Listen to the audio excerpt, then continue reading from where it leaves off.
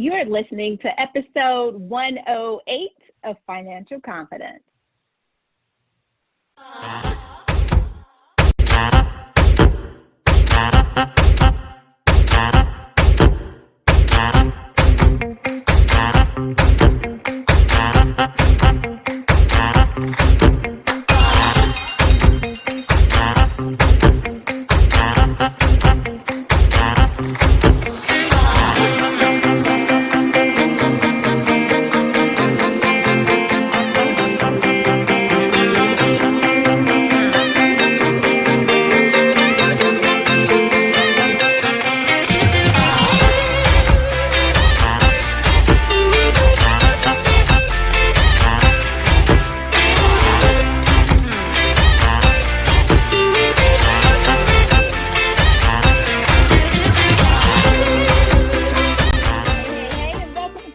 Confidence, where we're helping you to make your money, keep your money, and grow your money so you can do those things that you're called to do.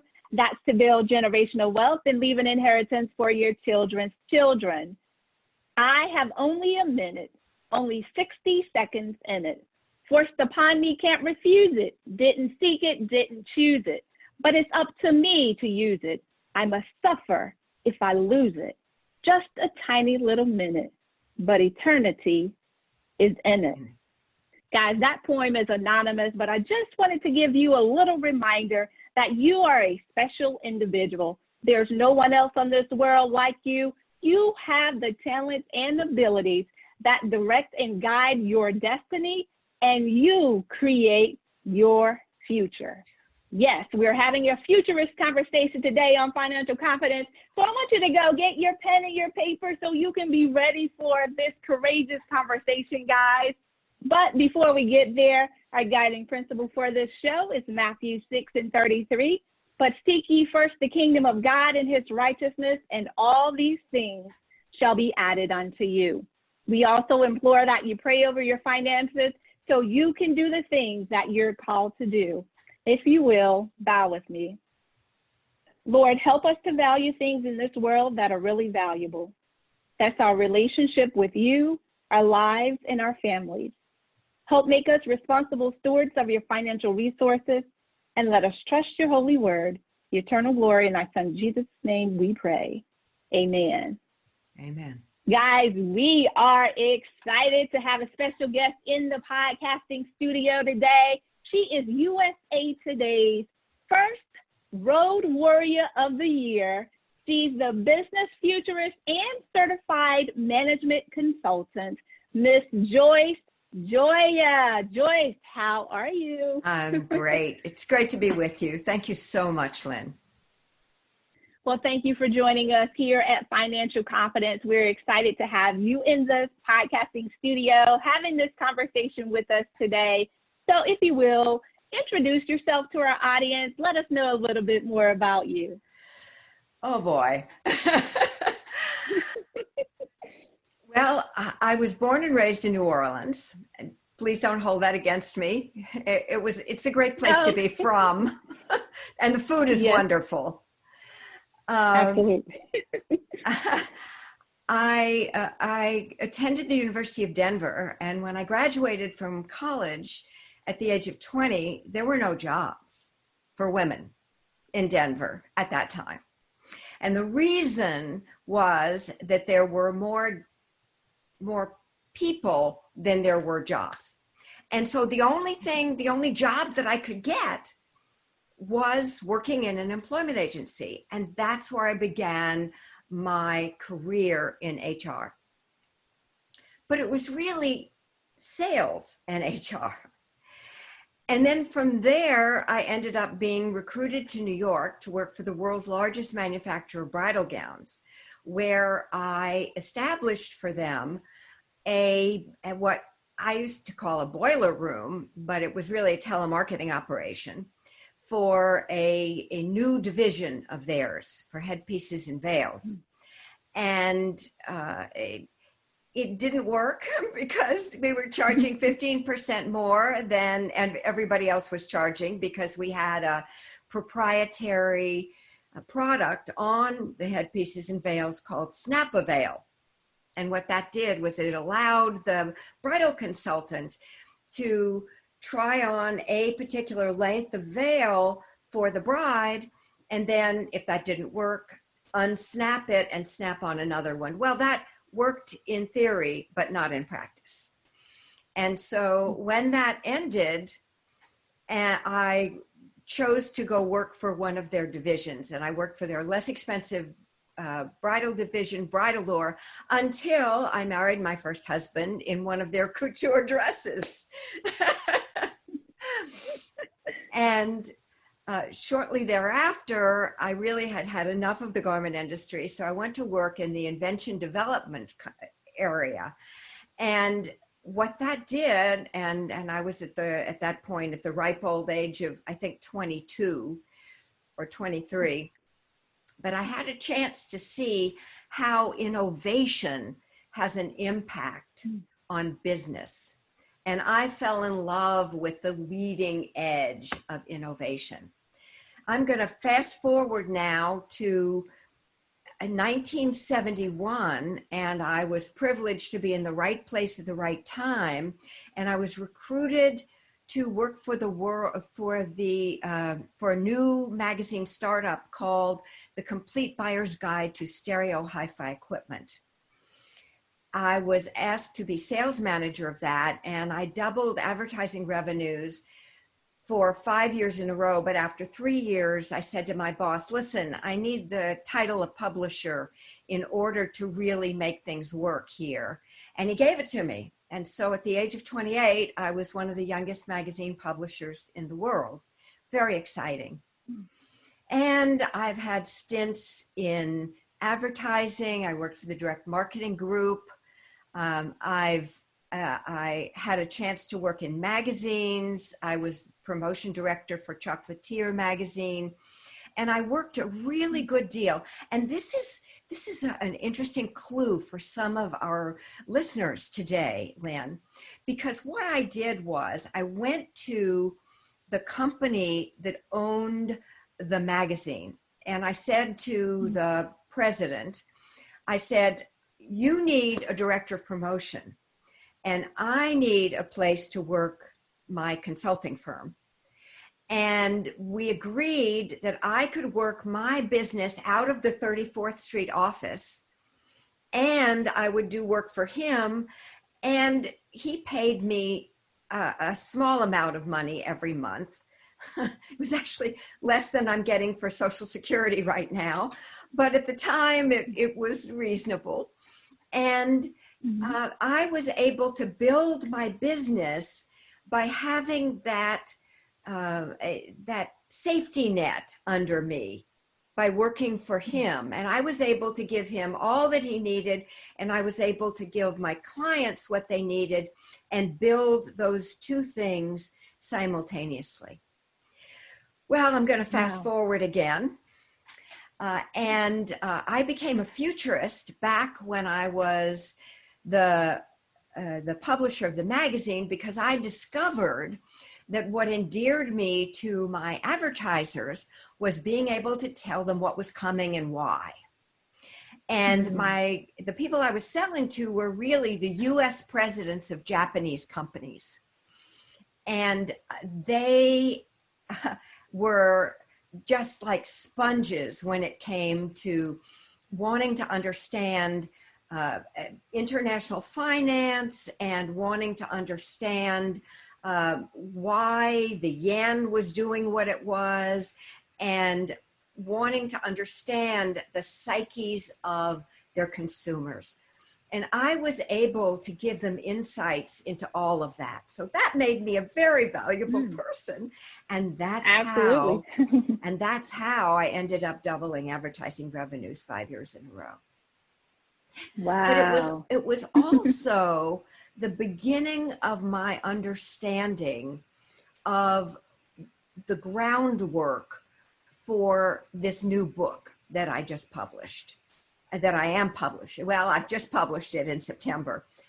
So clearly it will be out by the time this goes on air. And what I discovered was that I needed to take care of my clients by helping them to take care of their customers. And what I did was I gave their customers something that would be helpful in selling product, which was the biggest gift that you could give to a consumer electronics dealer. And what I gave them were pre-printed reviews that we were going to print 6 months later in our magazine, which helped the dealers sell that product on their floor. And the manufacturers loved it because it helped them sell product. And the dealers loved it because it helped them sell product. And I loved it because it helped me sell advertising. Right. So it was really a win-win. Awesome. But it was all about thinking about, as a small or medium-sized business owner, you want to think about what it is that your customers are looking for from you. How do you define a good experience for you? And that has guided all the work that I have done throughout my entire career.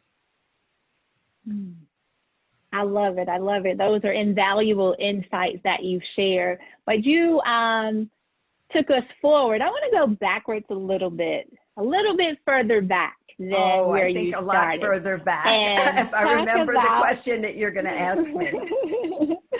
Yes, I want to ask you, what was your relationship like with money growing up as a child? Were there those conversations that, you were involved in the money conversations, or was it more of a child stay in a child's place? What was that relationship like in your early years? Well, other than the fact that I had my first business when I was 14, because I wanted to have my own money, it was not very good. My mother instilled in us a belief system that there was never enough money. And that was really weird because she was the wife of a physician. And as such, she would go out and buy herself designer clothes. And yet we were always told that we had to conserve because there was never enough money. You can't equate those two. There's a cognitive dissonance. It just doesn't make any sense, does it? And so I grew up with not having a very good relationship with money. And it was only after I worked with my daughter, actually, who is, it used to be, not is anymore, but used to be kind of in the same business that you're in. Her name is Belinda Rosenblum, and she has a company called ownyourmoney.com, but she also has a new company called Cashflow CEO, and she's transitioning to help women entrepreneurs because that is her passion. But anyway, when it came back to me, I actually had credit card debt, a lot of it. And Belinda helped me with a program, which I'm sure you can help your listeners as well, with a program to help me get out of debt. And now I have been debt-free for many years, and it is so much less stressful. So much less stressful, truly. Absolutely. Well, we can definitely appreciate that conversation. That's something we talk about all the time here. How do you get from under that credit card debt? Because there's always the persona or the look, right? We always have to look the part. You said your mom was married to the physician. As a wife of a physician, there's a certain way that people expect you to look. So I'm sure that we can relate to, or at least understand, right, the rationale behind the way she thought. But then in understanding that rationale, we also have to draw conclusions for ourselves in our own thinking, in our own emotional attachment to these things, and understand the why. What is the why behind the reasoning of making those purchases, of going into that credit card debt, of putting ourselves into these positions that are not most beneficial to us? But you said something I want to go back to. You said you started your first business when you were 14 years old because you wanted your own money. Love it. Tell us about that. It was called Jack and Jill Parties for Children. I had worked for, I can't claim that I came up with the idea. I had worked for a company called Pied Piper Parties for Children. And the woman who ran that moved from New Orleans to New York. And when she moved, she told me she was shutting down the company, which made me very sad. And I didn't want to stop working, of course. But at the same time, she said, but you should do this. You should start your own company. I said, well, why don't you just give me Pied Piper? It has, it has brand awareness. I didn't use those words, but I said, people know about it. Why don't you just, no, I don't want to do that. Start your own. So then I had to hunt for a name that had both male and female, boys and girls, connotations to it. And that's how I came up with Jack and Jill Parties for Children. Because actually, there aren't a lot of other fairy tales that you could name a company after that have both boys and girls, right? Right, except for Hansel and Gretel. And I don't know if you like the ending of that. Very good one. And I starred in my 6th grade operetta. I was Gretel. Awesome. I go to sleep. Right? Awesome. Thank you for sharing that memory with us. So when you started Jack and Jill Parties, what then did you do with your first paycheck? Did you invest that back into the business, or what did you do? Well, I did. I actually was blessed to have an uncle who was in the printing business, so he made me some business cards.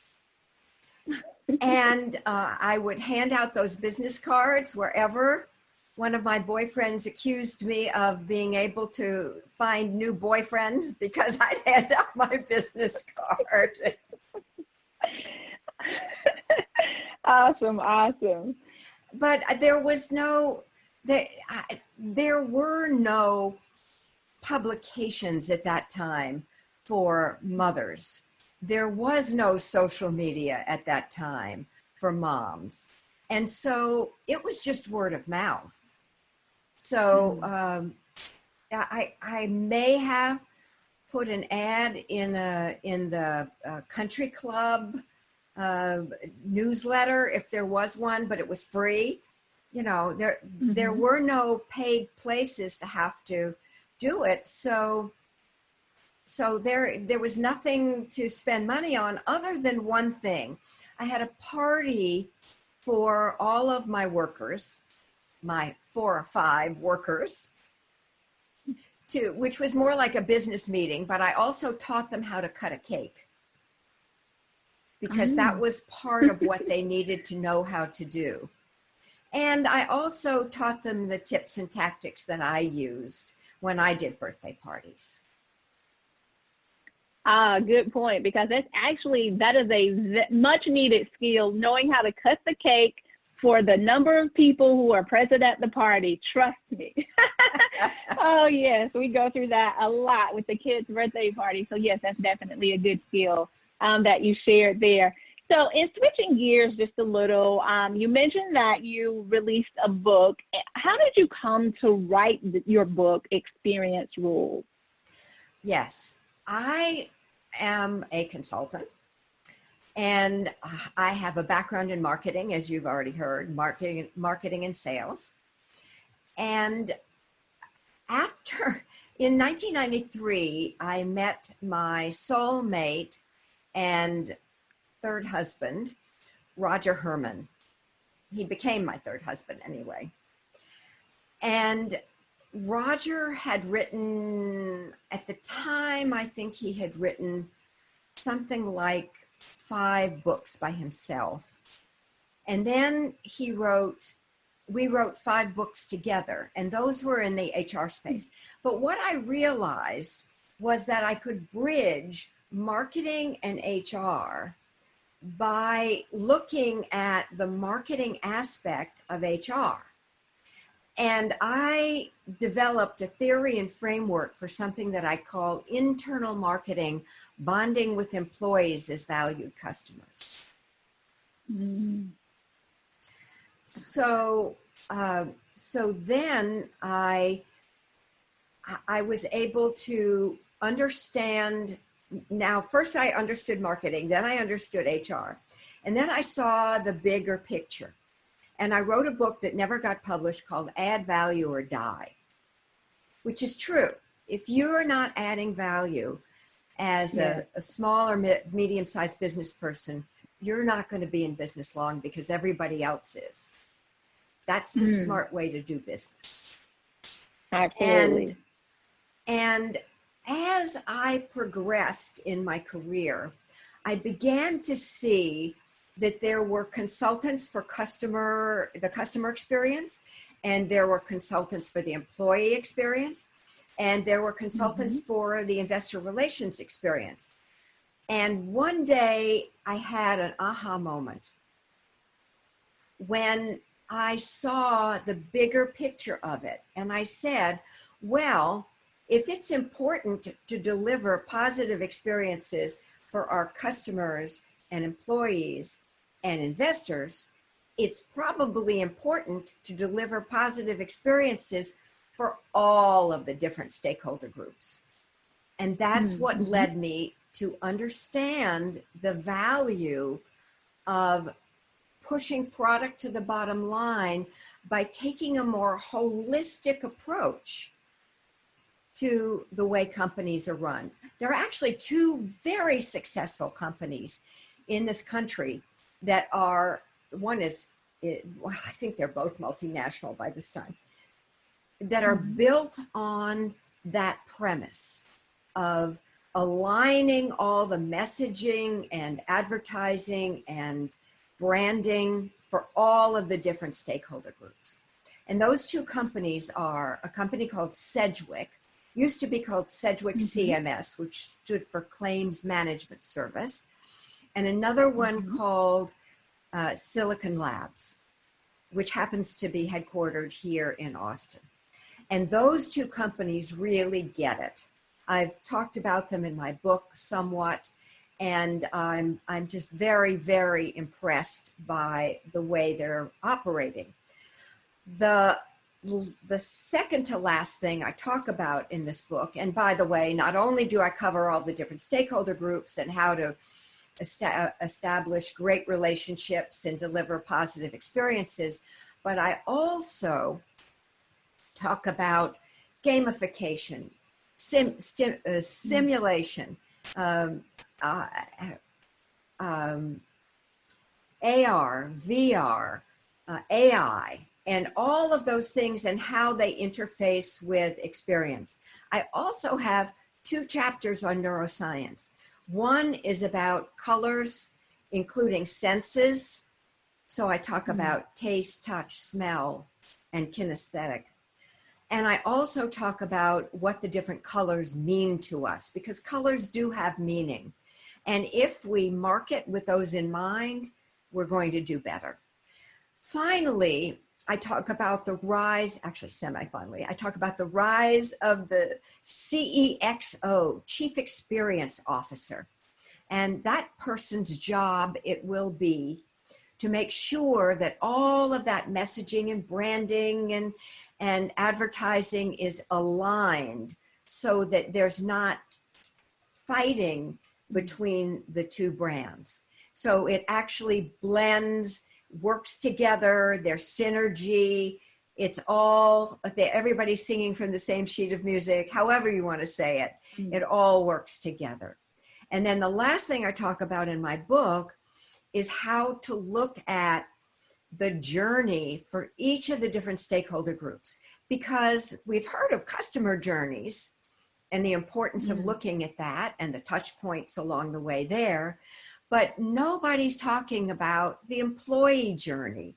Nobody's talking about the investor relations journey.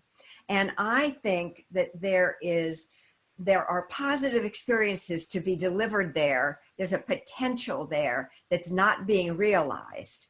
And that's how I end the book, suggesting that going forward, that organizations actually do that work for each of their stakeholder groups.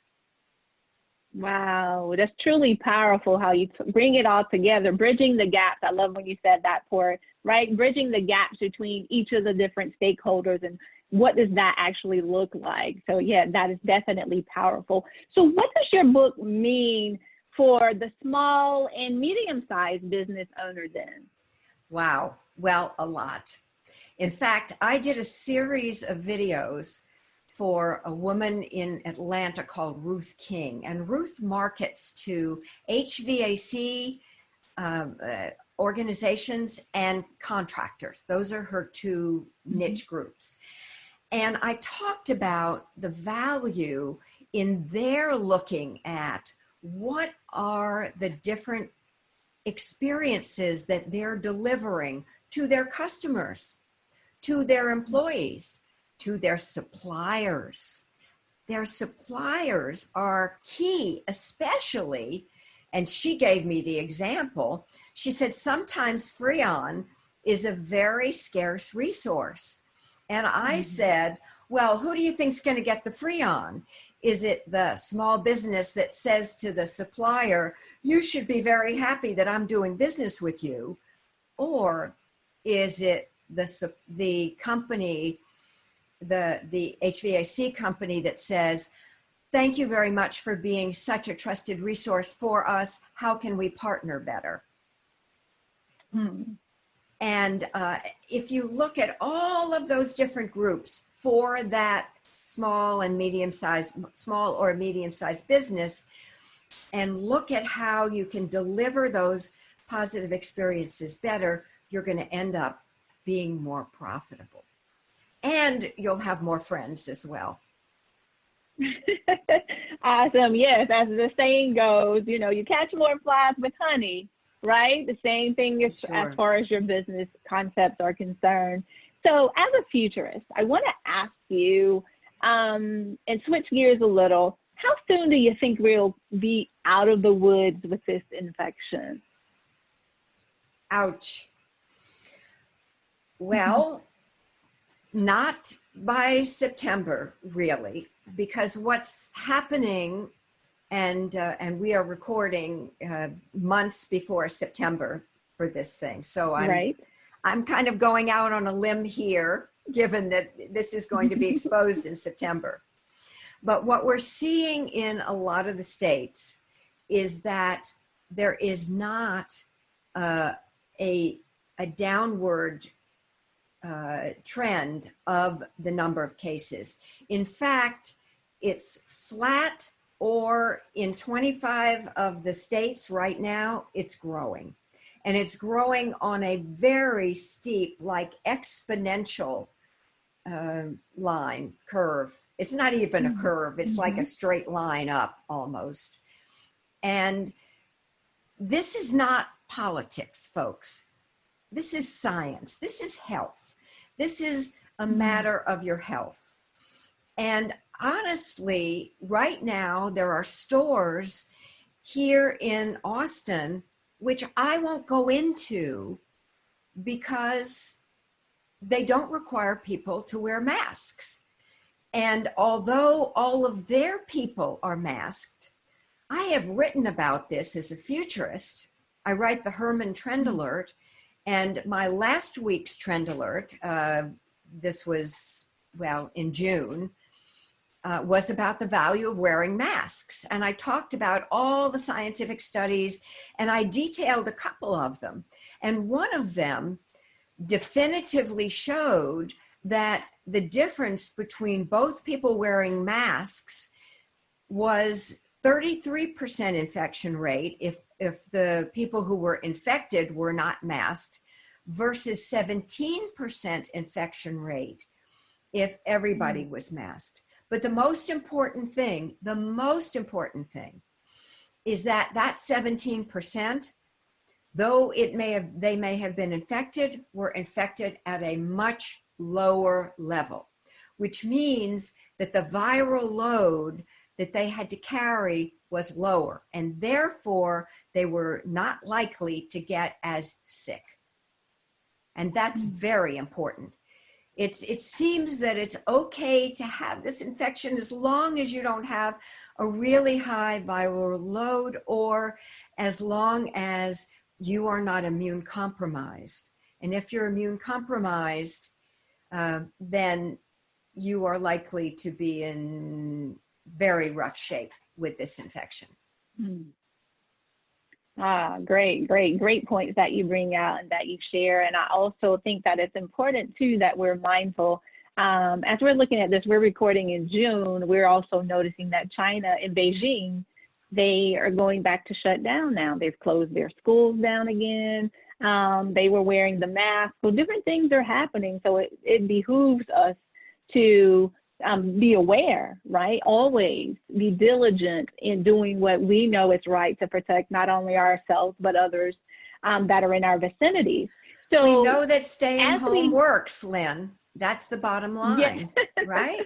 Yes, and I mean, that's where I plan to be. and by September, by the way,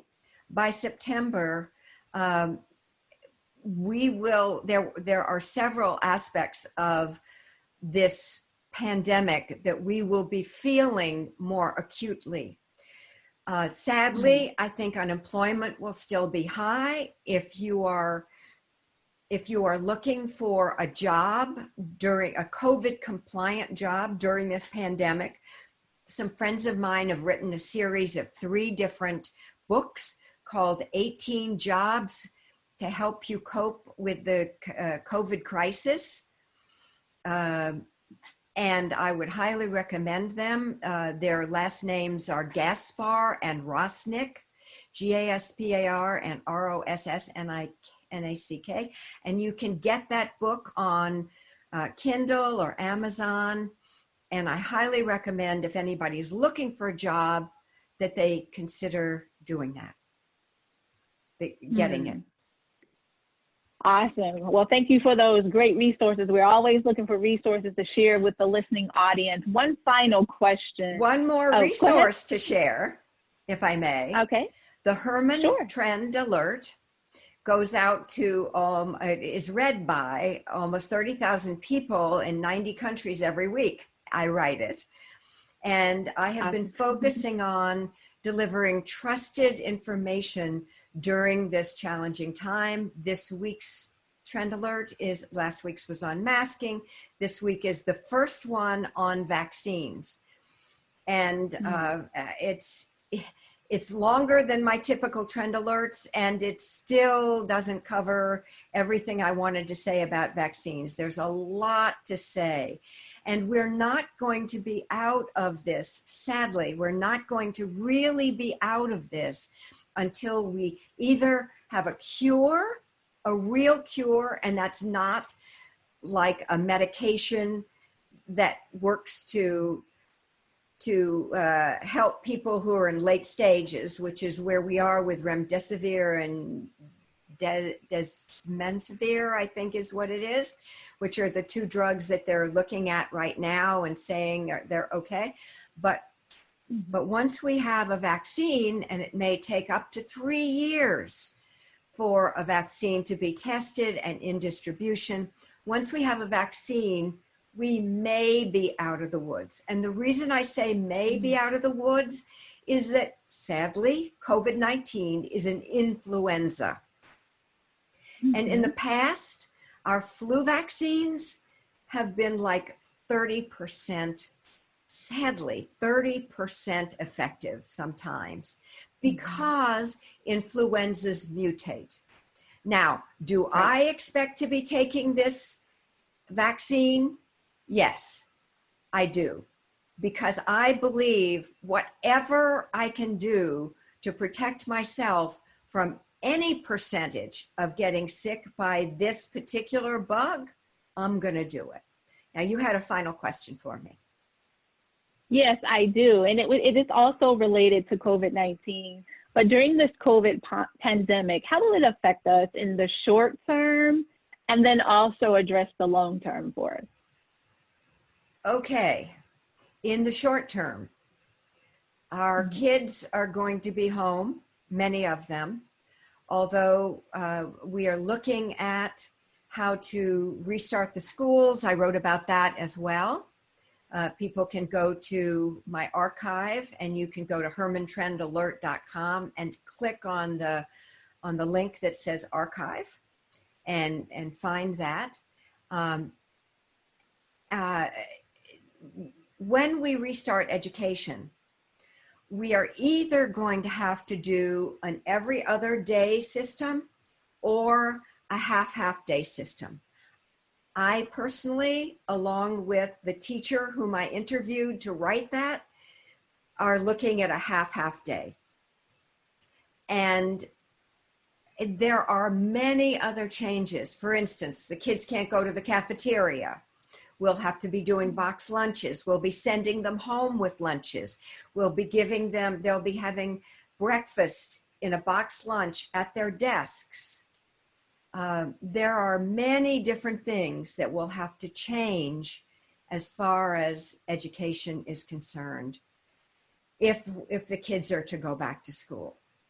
As far as work is concerned, many companies have discovered that they can operate very effectively.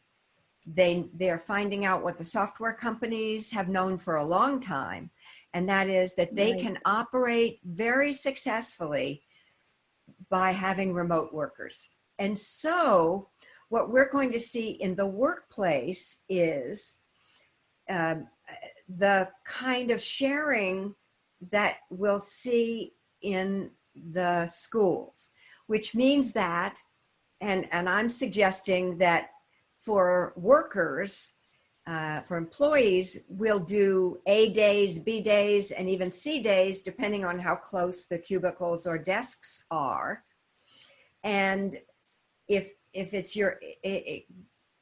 A days, then you'll have one person here, one person here, one person there, and there will be 6 feet between each of those people, at least. Meetings will continue to be either online or we'll have stand-up meetings in larger rooms. Or if you have a big enough room, we'll have designated seats in an auditorium where people can sit and have a meeting. But there will be some major changes in our workplaces as well.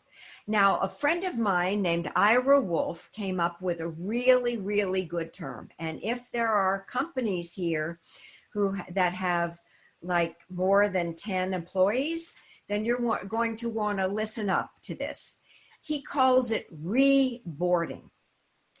And it's how you're going to bring people back into the workplace when it's time to do so. And that needs to be done in a very deliberate and safe way so that people not only are happy to be back at their desks, but they feel safe to be back at their desks. Awesome. I love it. And we are having those conversations here, and I was listening in very intently. Guys, don't forget to sign up for the hermantrendalert.com. Did I say that correctly? You did. hermantrendalert.com. Mm-hmm. Okay, great. Make sure you go and get registered so that you can get that information in your inbox on a weekly basis, and make sure that you take action on the information that's shared with you. Any other closing thoughts you would like to share with us before we end the show? Yes. Have faith. Things will get better. It may seem like it won't, but it will. And my best friend is God, because I know that he, she, all that is, has my best interest at heart. And though it may not seem like it, I know that everything happens for the best because I have seen it in action so many times in my life. So just know that prayer works, and keep a positive attitude because that is your best friend during this challenging time. Yes. And I approve of that message, guys. Have faith and keep positive. We will win in the end. Guys, we thank you so much for tuning in to Financial Confidence, where we're helping you to make your money, keep your money, and grow your money. Miss Gioia, before we go, where can the folks find you on social media, or if they want to work with you, how do they contact you? Well, go to joycegioia.com. And there's a contact form there. It shows all the different kinds of things that I'm doing. I'm also starting to do some sales coaching in a few months on a new learning platform called Ngomu. And if they go to joycegioia.com, they can contact me, or they can take this down, Joyce, Joyce, at hermangroup.com will get to me instantly. All right, guys. Well, you heard it here first. We thank you so much for tuning in for Financial Confidence. And we implore you to go and take action on the information that was shared today. There were so many great resources that you can use immediately. So don't wait. Go ahead, take that next step. Well, it's been a pleasure having you here with us today, Miss Joyce Gioia, and we appreciate you for sharing your wisdom, knowledge, and expertise with us here on the platform. Thank you, Lynn. It's really been a pleasure to be here with you. Great, guys. Well, don't forget, we do want to hear your success stories. Go ahead and make sure you get those out and share those with us. I'm Lynn Demmons. That's Demmons. No demons here, y'all. Demmons. We thank you so much for tuning in to Financial Confidence on WYTV7, Christian Broadcasters Network. Until next week, you guys stay safe.